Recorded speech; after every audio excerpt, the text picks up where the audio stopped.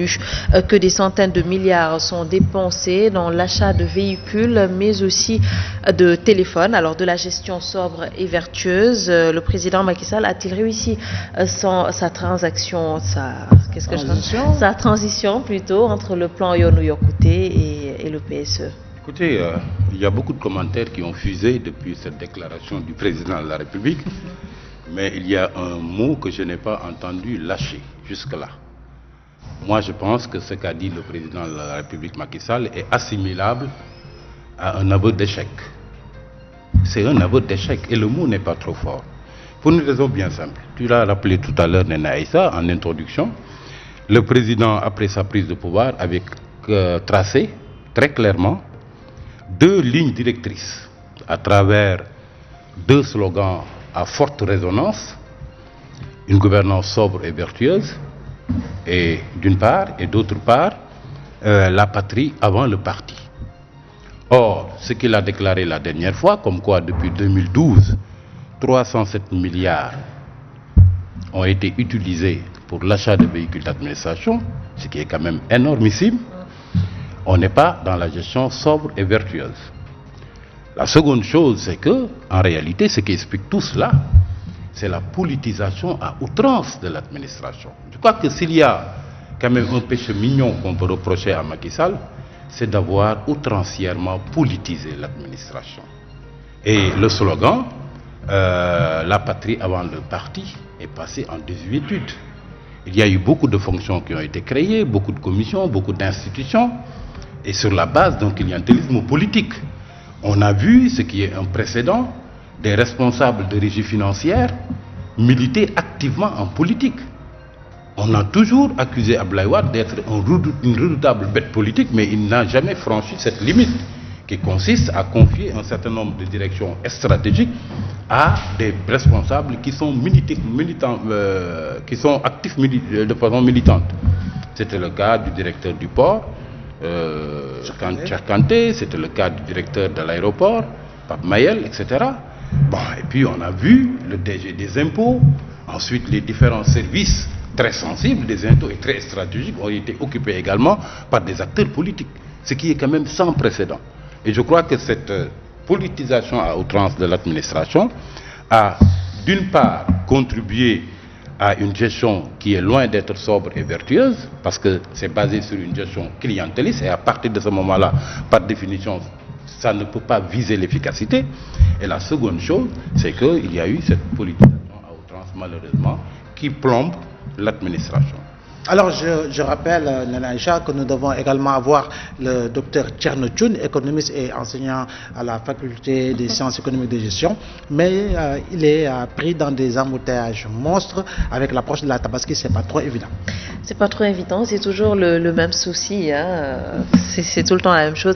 Alors, le président, où est-ce que ça bloque Abdoulaye Mbow? Parce qu'on se rappelle encore au mois d'avril, le président de la République avait encore répété ces mêmes propos, il faut réduire le train de vie de l'État. Aujourd'hui encore, on en reparle. Alors, où est-ce que ça bloque? Écoutez, moi, à mon niveau, je crois bien que Maman, il a bien introduit, campé le débat et il a donné véritablement des orientations très claires par rapport à tout ce que l'on entend depuis en ce qui concerne la rationalisation du train de vie jugé dispendieux de l'État. Il faut rappeler que le président Macky Sall, tout comme les principaux ténors de Benno Bokk Yakaar qui sont actuellement aux commandes sous l'ère Abdoulaye Wade, ne cessaient à chaque sortie de demander la réduction du train de vie dispendieux de l'État. Et dans le premier programme qu'est le Yoonu Yokkute, je crois bien que le président Macky Sall avait insisté sur la rationalisation des ressources publiques, mais également insisté sur la bonne gouvernance. Parce qu'en réalité, si la bonne gouvernance était érigée, à mon avis, en mode et règle dans la gestion justement des deniers de ce pays-là, on n'en arriverait pas à des situations où on aurait des factures aussi élevées en ce qui concerne les dépenses de prestige par rapport à l'achat de véhicules, par rapport aux factures d'électricité. Et ce n'est pas la première fois que le président Macky Sall en parle.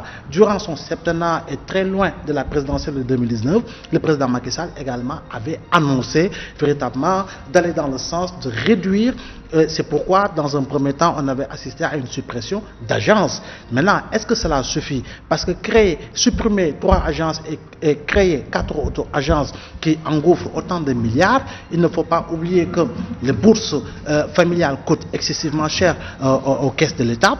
Il ne faut pas également oublier que des programmes, même si c'est pour réduire justement les disparités territoriales de bons programmes tels que le PUDC, le Puma, Promoville, sont également des gouffres à milliards. L'administration, n'en parlons pas. Mais est-ce que c'est le président qui doit? Effectivement, c'est lui qui aujourd'hui est indexé et c'est lui qui est pointé du doigt parce qu'il est le président de la République. Donc, garant de du bon fonctionnement de l'administration et de toutes les institutions. Donc, là où ça bloque, je me dis que si le président Macky Sall avait très tôt, véritablement, s'était très tôt armé de son bâton pour taper sur qui de droit, je pense qu'on aurait pu aller dans le sens d'une réduction de ces dépenses somptueuses et somptuaires qui concernent justement l'achat de véhicules. Parce que Momar, vous le savez aussi bien que moi, que l'administration, mais excusez-moi du terme, mais bouffe les voitures. Parce que dans l'administration, on voit des voitures toutes neuves en 2 ans. Ces voitures sont garées, on achète d'autres voitures, etc. Et les ministres également, c'est des personnes qui ont 4-5 véhicules. Les députés, on achète pour chaque législature de nouvelles. Il y en a qui l'ont déploré d'ailleurs, pourquoi changer chaque 2 ans alors que le véhicule peut aller bien au-delà. Effectivement, parce que Momar qui est un particulier, il fera tout pour bien entretenir son véhicule et augmenter autant que faire se peut sa durée de vie. Pourquoi pas dans l'administration? Et pourquoi ne contrôle-t-on pas justement les factures exorbitantes, surtout au niveau de la téléphonie? C'est des questions qu'on se pose. Je crois bien qu'un pays qui cherche à devenir émergent doit aller dans le sens d'une rationalisation des dépenses publiques, surtout qu'avec l'administration, c'est même pas 2% justement de la population, et c'est cette administration qui bouffe presque 1000 milliards en termes, je dis bien, de salaire et non pas de fonctionnement. L'administration gouffre à milliards avec tout ce qui se passe, les véhicules, les téléphones. Mais Abdoulaye Mbow a parlé tout à l'heure, a souligné la suppression des agences. Peut-être que ça ne suffit pas, mais c'est déjà un bon pas.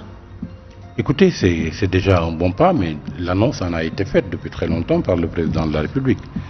Et c'est maintenant, après sa réélection, qu'il s'est engagé à réduire une quinzaine sur les 31 agences qui existent jusqu'à présent. Soit par le biais de fusion, soit par une suppression pure et simple de certaines agences qui, il faut le dire, font d'ailleurs doublon avec un certain nombre de directions qui sont rattachées à des ministères. Et donc, il y a une dispersion de l'action gouvernementale à ce niveau-là. Et finalement, c'est totalement contre-productif. C'est à ce niveau-là que se situe le problème. Et puis maintenant, c'est pourquoi on le fait.